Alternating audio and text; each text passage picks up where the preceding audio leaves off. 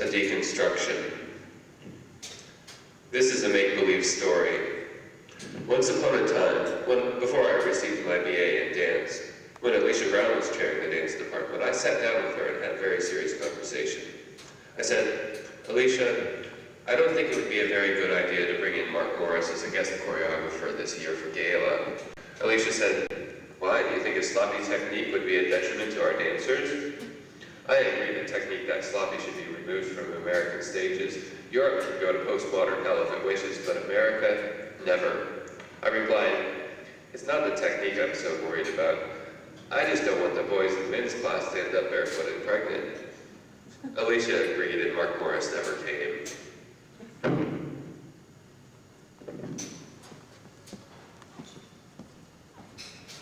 This is a true story.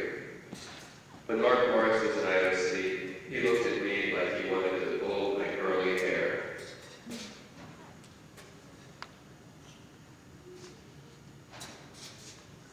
This is the truth. I have been working on this project for some time now. It is an attempt at entering dance from the point of view of discourse.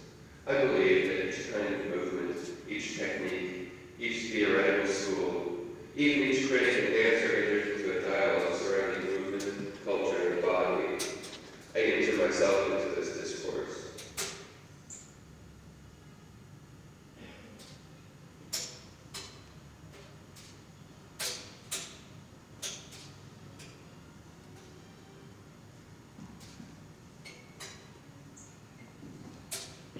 In 1983, Arlene Percy, a critic of the New Yorker, had this to say about Mark Morris, quote, curly hair, androgynously handsome young dancer choreographers who look like Mike Langelo's David have been a feature of the dance scene for some time. Unlike the shaggy yippies whom they replaced, they can be found in ballet as well as in modern dance, in Europe as well as in New York and other American cities. They seem to have come in on the wave of 70s glamour. Unisex was called then. That is now flood-time among the young. It's a look I can do without, and I wouldn't be bringing it up except for the fact that Mark Morris, who closed the fall season dance theater workshop, has that look without the aureole that puts me off. Morris is a serious choreographer. He has talent, and also, along with his self-awareness, the self-possession that makes the androgynous youth look stand for something besides backstone narcissism.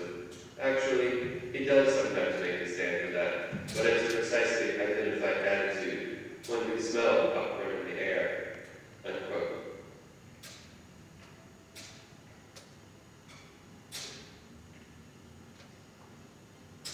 About myself as a dancer. I remember having a conversation with Armando Duarte during my final semester of undergraduate school, in which he suggested I just get out there in the dance world and try a lot of things. Try a lot of styles of dance. He said he thought I hadn't exactly hit my mark trying to spot in which I was comfortable as a dancer. That statement could have been applied as a metaphor to my entire life. I was not comfortable as a person. I responded to Armando with an extended ramble about how I wanted to be a choreographer and how I wanted to create movement vocabulary with yoga as a motivating base and practice the point of initiation and on and on and on. Finally, Armando stopped me and said, Alan, don't try to reinvent the wheel, it's already been done. Looking back to dance through eyes gaining graduate school, I see that discussion with Armando as representative of my attempted application of the faith model to the body. I wanted dance to be perfect, or at least redemptive. If I wanted to put my legs somewhere in space, I wanted it to go. I didn't want the bony structure, snapping tendons, or irritated posture to get in the way. I wanted hard work to pay off in a perfect split leap, rather than a tentative hobbling on perpetually sore calves. I think most people who dance want their work to give them a sense of strength and freedom. Lots of people want to put faith in dance. You can hear it in statements like, if you pull up your instep and abdomen, your knees won't hurt.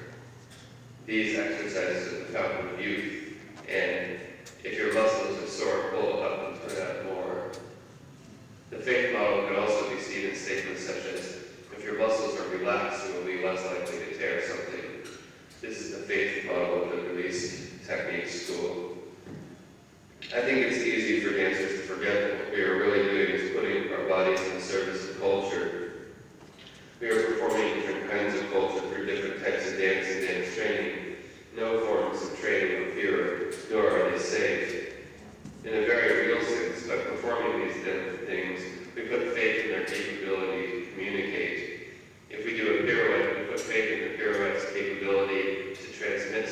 ourselves to our audience. We accept it as a word in the vocabulary of dance that can be the subject, object, or linking step of a dance sentence or paragraph. The same can be said of passe, coupé, contraction, following, recovery, and so forth.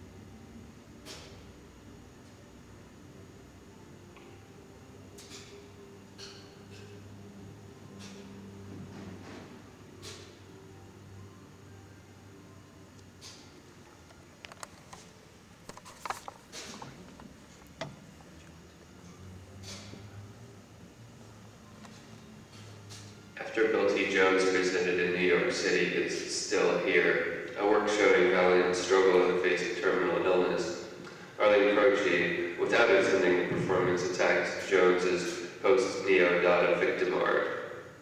In critiquing Croce's attack, Marcia B. Siegel wrote the following, quote, "By 1990, the culture was going elsewhere.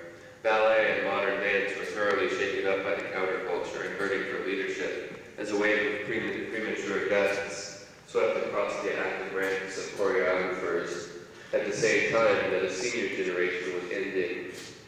New ideas about dance and performance were seeping into the gaps.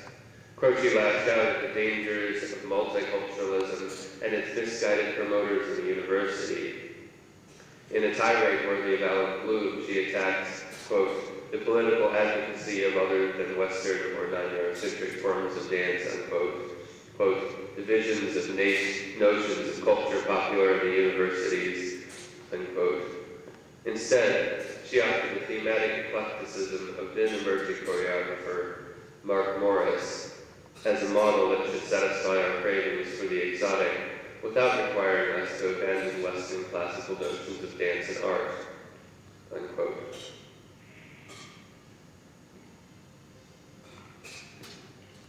Joan Exocella from her book about the choreographer, quote, if Morris in his early years was often described as provocative, the bad boy of modern dance, one of the main reasons was his violation of common notions of masculine and feminine.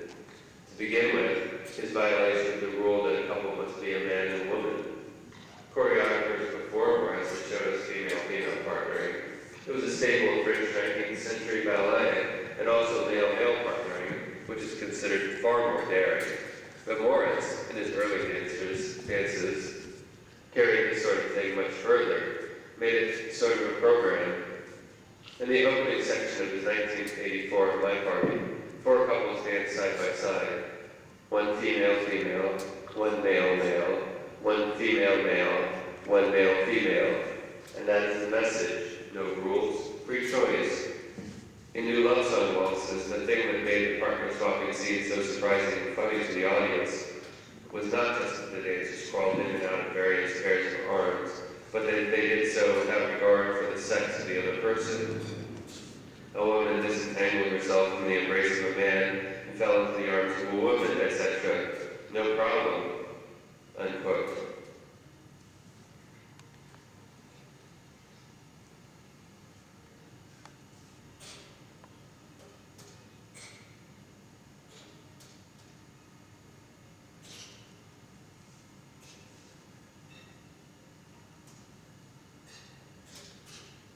The sight of complete, the undecided body. Now, I don't know how cool this is to espouse my own opinion in this so-called deconstruction, but I'm going to do it anyway. I disagree with those who take a formalist approach to Morris' work. When I watch him or his company dance, I see so much of the creator in the work that any formalist analysis is undone. Alan Murdock considers Morris to carry the torch of balance sheet, but the difference between the two is that balance sheet dances are easy to notate. There is a sense of precision in balance sheet's work that relates to the dance notation of Joseph von Laban, and to the precision of Joseph Albert's color theory, or the planes and angles of Richard Diebenkorn. These formalist artists rallied to create their work as an exclusive modernism in the 1950s. If we compare Morris's dances to the yardstick of this type of formalist by modernism, it will never add up. To describe how to dance Morris dance, you could say, okay, here you chasse sauté, but don't really extend your leg and don't put your foot, just flop it out there. Well, I'll just tell you the steps and you do them like you're a frumpy old queen. Now, I know what you're going to say. It's not nice to boil someone's life work down to a stereotype, but this may be a very important step in fighting off formalists. Identity has been a very important aspect of both art and dance over the last 20 years, and Mark Morris's choreography has completely incorporated the politics of the body and identity into the work itself. But it is the undecided body he incorporates. There is either a non-commitment to gendering, or there is a commitment to fluid gender. There is either a non-commitment to values, or there is a commitment to non-family values. There is either a non-commitment to precise line, or there is a commitment to imprecision. There is either a celebration of the body, or the body is mocked. The dances, especially the early works, move between possibilities through decided indecision, which can stand at the center or the beginning of the debate. To call a work, to celebrate the work as part of a formal tradition is to kill its possibility. Okay, so nobody bites my head off. I'm going to conclude this thing with a little dance to a song by Trey Parker and Matt Stone, performed by the Highland Femmes.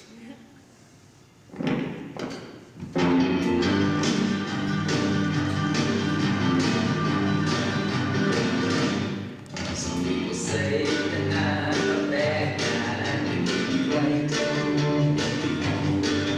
But it's not as if I don't try. I just mess up and I know. But I can change, I can learn to keep my promises, I swear it.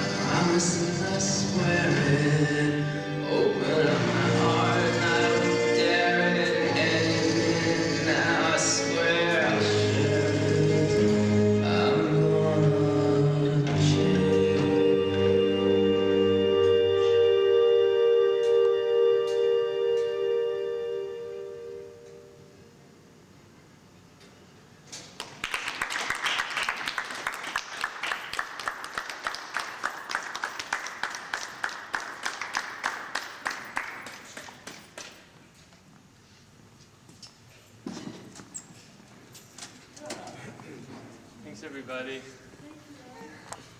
I hope LD comes to see it. I was supposed to have rehearsal, but Christina showed up. I'm like, Clarify the text a little bit and then improv to it a bunch of times so that I really get clear about what I'm doing where. Because, like, working with it, there are key points that I want to hit. Yeah. But like I hit them, I either took the poses longer than I wanted to, or the timing was off, or like I wanted to just do the shoes and then this pose when it says Mark Morris' Deconstruction, then go to the bar right away and start doing that thing. And so that was the plan. It ended up like. is there something that happens with expression too? Yeah, a little bit.